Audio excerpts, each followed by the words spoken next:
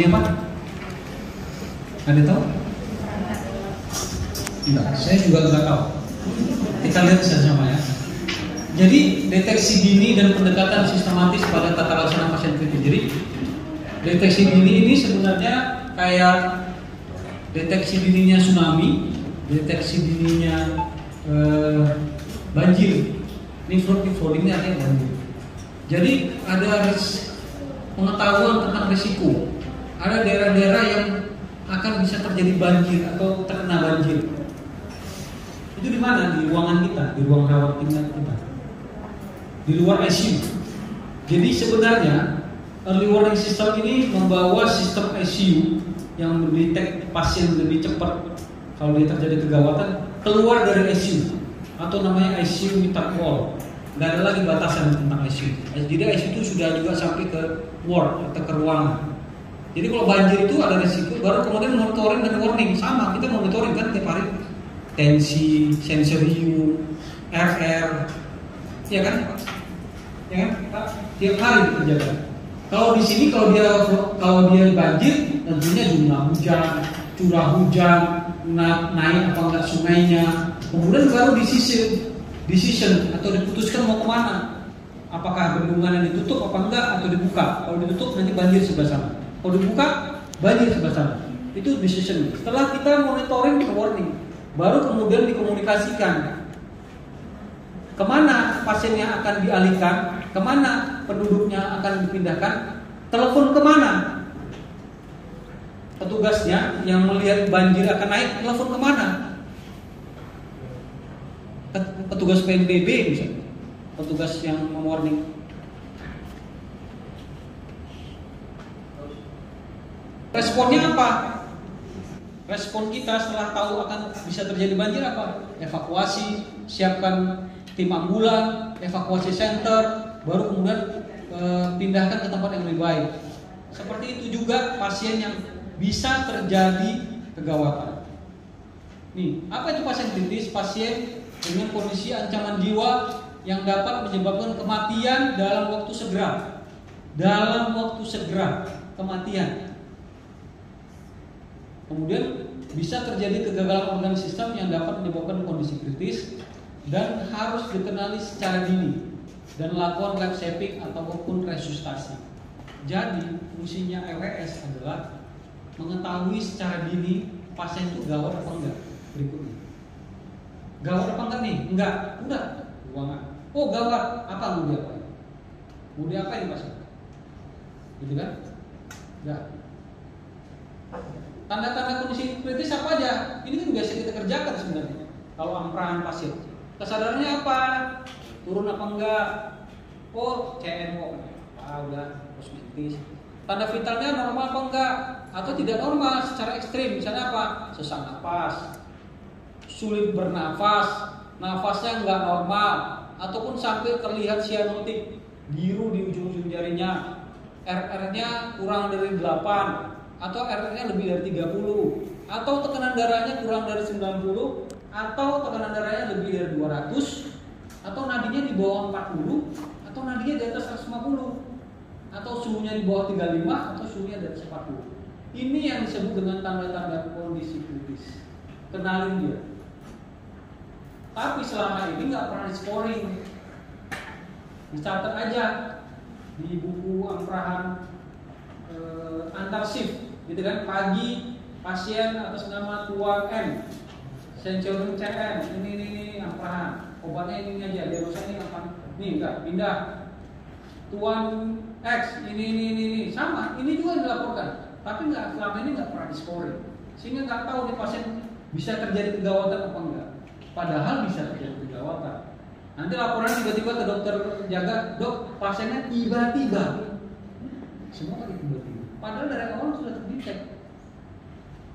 Kalau kita scoring, tiba-tiba itu akan hilang dan pasien ICU bakal banyak masuk. Hasil juga lagi kalau ada hasil. Atau nggak ada masuk karena sudah kita kerjain di ruangan, kita selesaikan di ruangan. Itu maksudnya. Apa lagi tanda-tanda kritis? Kejang atau lemah? Kejang. Shock, tanda-tanda shock itu apa saja? Kenalin tanda-tanda shock. atau nyeri dada, tiba-tiba nyeri dada. Pasiennya masuknya bagus-bagus saja, tiba di ruangan melatih, kok sakit dadanya. Itu tanda-tanda yang kita. Arrhythmia dengan tanda-tanda shock, dengan EKG yang tadi aneh-aneh tadi, VT, VF segala macam. Ternyata setelah di EKG VT dia ternyata. Dulu ini penting. EWS-nya naikkan, gitu ya. Atau hasil penunjang yang ekstrim, misalnya HB di bawah 4. Saya baru dapat laporan pasien saya di ICU, HB-nya 4 mau HB. Kaliumnya di bawah 2,5. Saya pernah dapat pasien 1,2 ARES. Kaliumnya 1,2. Bunyi jantung masih di ruangan. Keluar elektronnya itu setelah di ruangan, sehingga tidak terdetek LWS. Kaliumnya di atas 7, natrium di bawah 120, GDS di bawah 30, atau GDS ini gula darah ya, di atas 750, urium di atas 200, atau pH di bawah 7,23, atau PaO2 di bawah 50 dari analisis darah, ataupun sepsis. Gitu. Dan ini harus cepat dan optimal. Oke. Penyebab kematian saya itu paling banyak itu adalah hipoksia, kurang oksigen. Dibandingkan yang lain, brain itu paling sensitif. Brain itu apa? Otak. Paling enak kan di otak ya. Otak. Ya tahu itu kalau kena nggak ada oksigen, 3 menit mati. 3 menit rusak. Jadi kalau hidup pasiennya akan jadi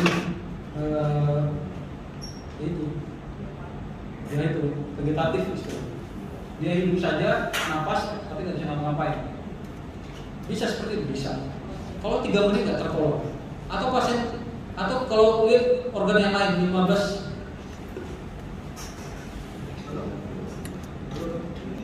Ini kalau pasien kalau yang paling besar itu adalah hipoksia. Kalau yang lain-lain organnya nggak masalah.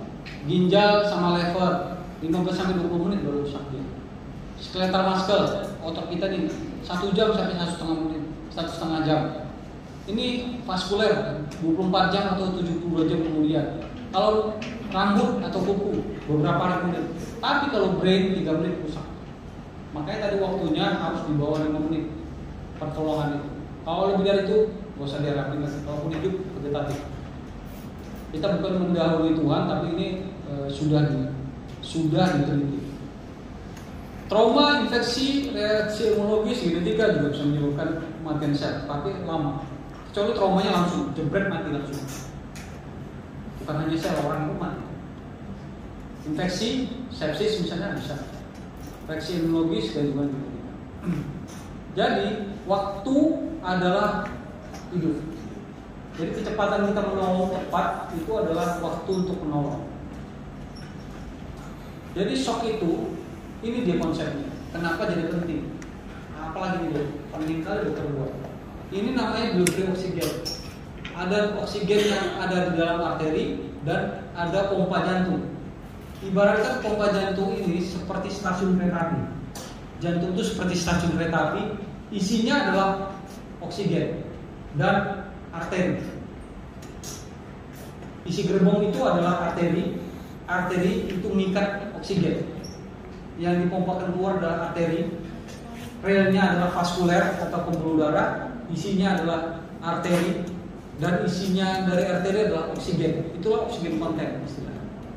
Kalau gerbong kan ada penumpangnya kan. Penumpangnya siapa? Manusia kan? Atau batu bara. Minyak. Nah ini isinya adalah oksigen.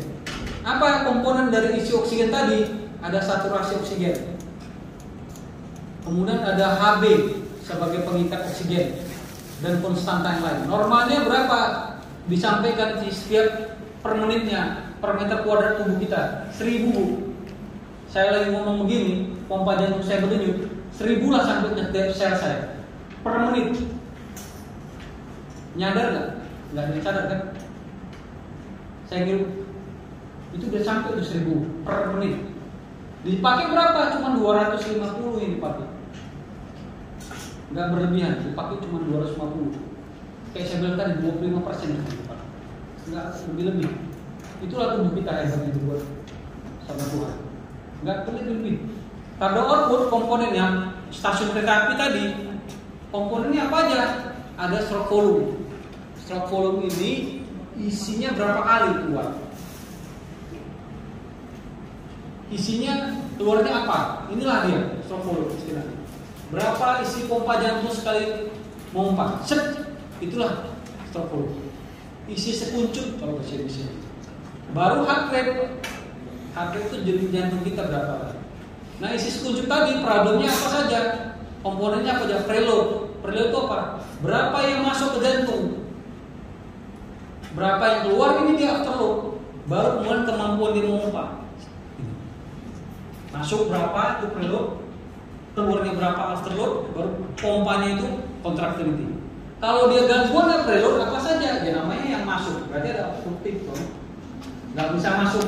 Contohnya apa? Kayak tadi kaget tamponade, tension pneumotorax, atau hipovolemia, nggak ada cairannya, nggak ada darahnya, perdarahan. Ibu hamil perdarahan sampai 1,5 liter, itu kan habis tuh darahnya. Itu shock hipovolemia. Problemnya mana? Preload. Obatnya apa? Kasih cairan, kasih darah.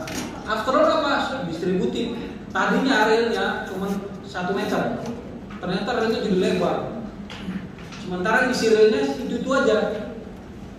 Pas nggak dia? Nggak pas lagi. Itulah shock yang gitu. Contohnya apa? Anafilaktik shock. Makan obat tiba-tiba shock. Kenapa? Anafilaktik. Karena untuk tawar anafilaktik shock.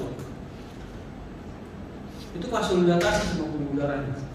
Pompa jantungnya terampuk ke lembu. Septic shock atau neurogenic shock. Neurogenic shock itu contohnya apa paling sederhana? Kalau ketimpa sawit, kena cervical, semua di bawahnya akan vasodilatasi, shock. Obatnya adalah cairan dan lain-lain. Contractility ya sudah neurogenic yang biasanya kita bilang shock jantung, kan? Jantungnya terganggu, itu shock neurogenic. Ya. Ini harusnya dirata-ratakan. Tapi pada pasien kritis itu biasanya metabolic demand-nya itu lebih tinggi. Kebutuhan di dalam tubuhnya lebih tinggi. Sementara oksigen delivery-nya atau DO2 tadi yang komponennya saturasi oksigen, HB itu kurang. Turun dia. Nah, penyebab hipoksia paling sering apa? Hipoksia. Orang oksigen di arterial dan alveolar. Ini kapan terjadi? Waktu COVID kemarin. COVID itu problemnya di sini nih. Kalau anemia, ya pasti karena perdarahan. Namanya anemia. Sirkulatorik karena kalorokon atau karena jantungnya gangguan. Atau karena histotoksik. Tadi kita cerita tadi. Cyanida. Cyanida itu akan menggeser oksigen dari hemoglobin. Dia maunya kadarnya hemoglobin. Dia ganggu tuh hemoglobin mengikat oksigen. Kau sana kau, aku yang di sini. Sehingga hemoglobin nggak bawa oksigen ke seluruh tubuh. Akibatnya kita jadi hipoksia. Itu namanya hitotoksik. Ataupun asam bongkrek atau gas CO. CO itu dia lebih ringan, lebih berat. Asap. Contohnya asap kita kalau bakar sampah kan asap putih itu CO. Itu kan dia berat ke atas langsung. Kalau kebakaran itu ke atas dia langsung. Kalau oksigen di bawah, makanya kalau kebakaran nggak boleh berdiri, harus merangkak, karena oksigen banyak di bawah. Nah, ini harusnya kita buat normal, balance, kayak timbangan. Dia balance, nggak boleh ada yang berat kanan atau berat kiri, nggak boleh. Kalau ada berat kanan atau berat kiri, dia disebut dengan hipoksia atau kurang. Jadi apa yang dikerjakan? Resusitasi. Apa resusitasinya? Kita naikkan diutuhnya, tambah darah, transfusi, tambah hidrotropik, tambah butamin, tambah fraksi oksigen, intubasi pasiennya, atau kita kurangi demand-nya. Pasiennya apa? Yang tidurkan, intubasi, disedasi, dikasih antidiuretik kalau dia demam dan lain-lain. Itu namanya menjaga diutuh. Dan tujuan targetnya ini menjaga diutuh. Nah, langkah-langkahnya apa saja ini? Banyak kali loh, ya 1 sampai 7 sampai resusitasi. Apa saja langkah pertama ini? Kegawatan. Lakukan ini early warning system. Kenali dulu pasien. Bagaimana cara mengenalinya nanti kita lihat ya. Kemudian apalagi berikutnya ini. Kenapa melakukan ini? Karena petugas bangsal rata-rata kurang mampu melihat pasien kritis. Belum terbiasa. Kalau di ICU sudah terbiasa. Tapi karena belum terbiasa, harus lakukan pengkajian pasien secara fisiologis sederhana untuk membantu petugas di bangsa perawatan sehingga kondisi kritis bisa di-scoring, gitu ya. mencegah perburukan dan jangan sampai terjadi korban. Kedua, aktifkan sistem call emergency kalau terjadi kegawatan yang lebih parah. Sehingga kalau tadi amprahannya EWS-nya tinggi, pindahkan pasiennya ke ICU sesegera mungkin. Sehingga tidak terjadi kegawatan di ruangan, bukan meninggal atau gawat di ruangan sehingga terjadi korban. Sehingga tadi orang-orang yang dramakan tadi nggak perlu ke ruangan, sudah dibawa pasiennya ke ICU duluan. Jadi kalau yang bagus, kalau EWS bagus, maka korban pasti rendah. Nggak ada korban, jadi EWS semua, dipindahkan langsung. Kemudian baru preliminary survey, ABCDE, baru kemudian preliminary survey itu ngapain saja, ini dia. Jadi kalau pasiennya EW-nya breathing-nya masalah, pasang dong budelnya, jangan dibiarin pasiennya ngorok, nggak sadar, terus didiamin aja, kasih oksigen doang, nggak, pasang budel, cek nadinya segala macam sampai E, ya. Kemudian ini langkah resusitasinya, RW, breathing, sirkulasi, berikan obat, baru pasang EKG-nya, pasang fibrillasi kalau perlu, disusuknya dipakai, ya. Baru setelahnya cari penyebabnya apa? Oh, cek labnya, cek segala macam, ya. Baru kemudian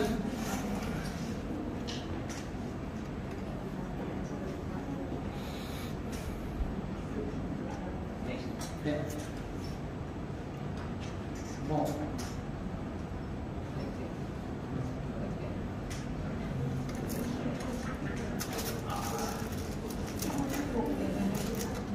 Nanti kita pelajari. Kemudian setelah itu baru kemudian dibawa resusitasi. Komunikasikan ke keluarga pasca resusitasi ini membaik apa tidak. Baru komunikasikan ke keluarga. Oh, ini bapaknya atau orang tua kita ini perlu masuk ICU. Kalau selama ini mungkin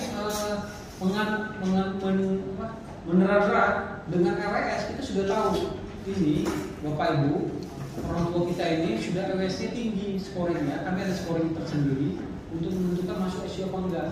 Ini juga membuat kita bisa tahu kalau pasien perlu masuk ICU apa enggak. Kemudian enggak tergantung kepada keluarga pasien. Oh, saya mau keluarga saya mau masuk ICU, nggak bisa Pak. Ini RWS-nya masih rendah, nggak perlu masuk ICU. Kita tangani di sini, begitu ya. Ini referensi. Oke. Sekarang kita masuk.